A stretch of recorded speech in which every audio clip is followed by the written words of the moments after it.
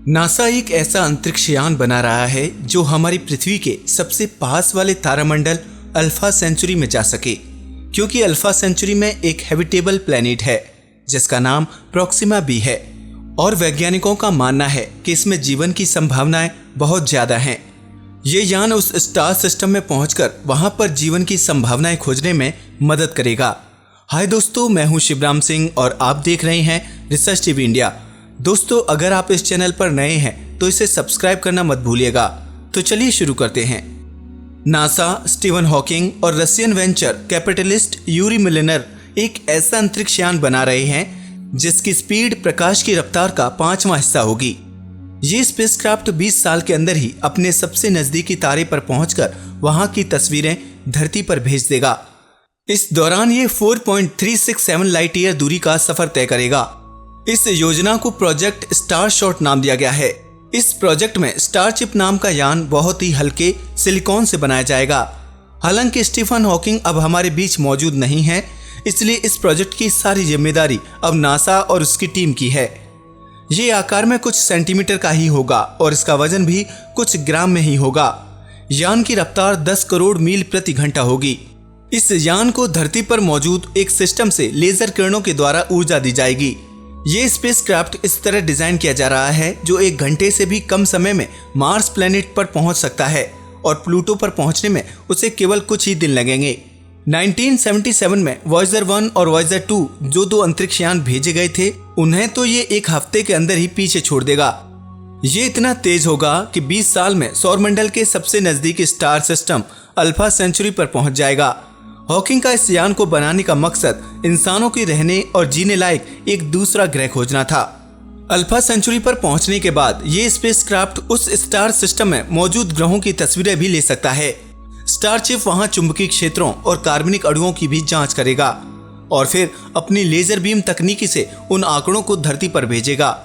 NASA के मुताबिक ये starship Alpha Centauri star system में मौजूद प्रोक्सिमा बी नाम के उस ग्रह तक भी जाएगा जो कि आकार में धरती के बराबर है और संभावित तौर पर जीवन के अनुकूल है। हॉकिंग ने कुछ साल पहले बताया था कि आने वाले समय में धरती की हालत इतनी खराब हो जाएगी कि यहाँ जिंदा रह पाना इंसानों के लिए संभव नहीं होगा। अगर स्टारशिप सौरमंडल के आसपास स्थित किसी जीवन के अनुकूल ग्रह की तस्वीरें भेजता है तो ये इंसानों के भविष्य के लिए बेहद अहम साबित होगा। हॉकिंग ने कहा था कि अगर इंसानों को अपना अस्तित्व बचाना है तो उन्हें धरती को छोड़कर किसी और ग्रह पर जाना होगा। इंसानों के अस्तित्व को बचाने के लिए ही हॉकिंग नासा के साथ इस बेहद खास स्पेसक्राफ्ट पर काम कर रहे थे। जब हॉकिंग से पूछा गया था कि अगर ब्रह्मांड में धरती जैसे अन्य ग्रह हैं और वहां की सभ्यता काफी विकसित है तो उन्होंने कभी धरती से संपर्क करने की कोशिश क्यों नहीं की। इसका जवाब देते हुए उन्होंने कहा था कि जब कोई उन्नत सभ्यता विकसित होती है तो वो युद्ध, बीमारी और किसी सामूहिक विनाश के घातक हथियारों से अपना अंत कर लेती है और इंसानों की आबादी भी इन्हीं कारणों से खत्म होगी। उन्होंने ये भी कहा था कि इंसानों की लगातार बढ़ती आबादी के लिए पृथ्वी काफ़ी छोटी होती जा रही है और धरती के संसाधन बहुत तेजी के साथ खत्म होते जा रहे हैं। जलवायु परिवर्तन या किसी अन्य खगोलीय पिंड के पृथ्वी से टकराने के कारण भी इंसानी सभ्यता खत्म हो सकती है। लेकिन इस यान को लेकर नासा के सामने एक बड़ी समस्या है कि इसको इंटरस्टेलर स्पेस में मौजूद रेडिएशन से कैसे बचाया जाए।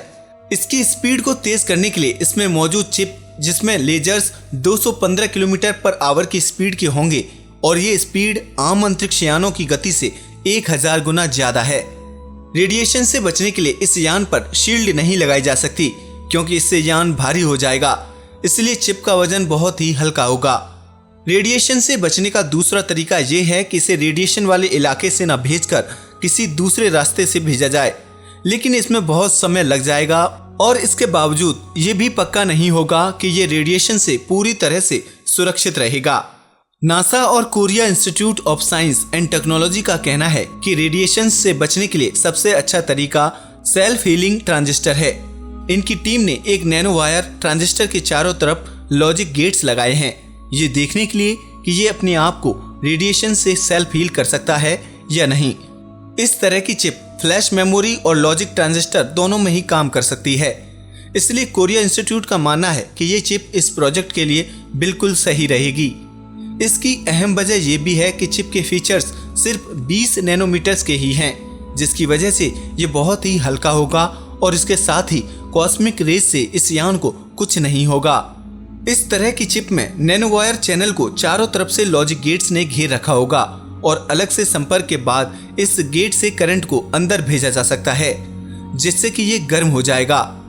इसके गर्म और ठंडे होने से एनिलिंग इफेक्ट होगा, जिससे इस चिप को कॉस्मिक रेडिएशन से जितना भी नुकसान होगा वो धीरे धीरे सुधारने लगेगी और चिप फिर से ठीक हो जाएगी। इससे यान की उम्र बढ़ जाएगी और ये नैनो स्पेसक्राफ्ट 20 साल से ज्यादा तक अंतरिक्ष को एक्सप्लोर करता रहेगा। हालांकि इसको अभी प्रूव करने के लिए बहुत सारे प्रयोग करना बाकी है, लेकिन ये तो तय है कि इस यान को बनाने के लिए ये एकदम सही कदम है। इससे पहले कि इस चिप को पृथ्वी से लेजर बीम के द्वारा अंतरिक्ष में भेजा जाए, कई ऐसी परेशानियां हैं जिनसे नासा और बाकी वैज्ञानिकों को निपटना होगा। हम लकी हैं कि ये स्टार सिस्टम हमारी पृथ्वी के इतने पास मौजूद है कि जहां जाने के लिए हम इस यान का निर्माण कर सकते हैं। अगर इस यान को बनाने में नासा सफल हो जाता है तो ये अंतरिक्ष की यात्रा करने के लिए बहुत बड़ा कदम होगा और हो सकता है कि ऐसा हमारे जीते जी हो जाए। हॉकिंग का कहना था कि हम एक नए युग की दहलीज पर खड़े हैं और यहाँ पर दूसरे ग्रहों में जीवन होना सिर्फ एक साइंस फिक्शन नहीं बल्कि एक साइंस फैक्ट है। इस मिशन में $10 बिलियन का खर्चा आएगा और इसे 2036 के आसपास अपने मिशन के लिए भेजा जाएगा। दोस्तों, आपको क्या लगता है कि ये यान अंतरिक्ष में मौजूद खतरनाक रेडिएशन से बचकर अपने मिशन में कामयाब हो पाएगा? आप मुझे कमेंट करके बताएं। आज के लिए बस इतना ही। अगर वीडियो पसंद आया हो तो इसे लाइक और शेयर करें, साथ ही इस चैनल को सब्सक्राइब भी करें। नमस्कार दोस्तों।